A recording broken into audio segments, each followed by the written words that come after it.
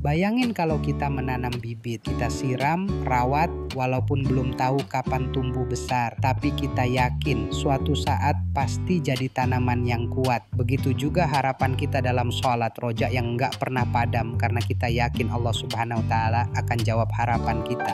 Setelah hati kita hadir, paham makna bacaan, merasakan kebesaran Allah, bahkan ada rasa takut, penuh hormat dalam sholat. Sekarang kita punya satu tambahan yang bikin sholat lebih bermakna, yaitu roja harapan kepada Allah Subhanahu wa Ta'ala.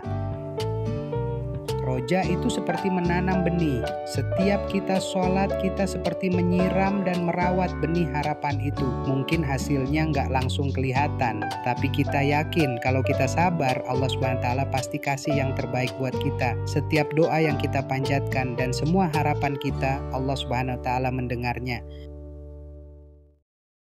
Dalam sholat, roja itu hadir di setiap doa yang kita ucapkan. Kita meminta dengan hati yang penuh harap karena kita tahu hanya Allah Subhanahu wa Ta'ala yang bisa memberi apa yang kita butuhkan. Harapan ini membuat kita tenang karena kita tahu bahwa Allah Subhanahu wa Ta'ala selalu dengar doa-doa kita meskipun jawabannya terkadang tidak langsung.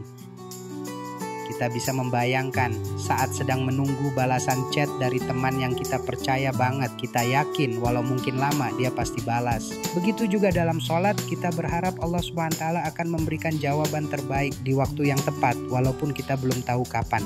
Roja ini membuat sholat kita tambah lebih hidup.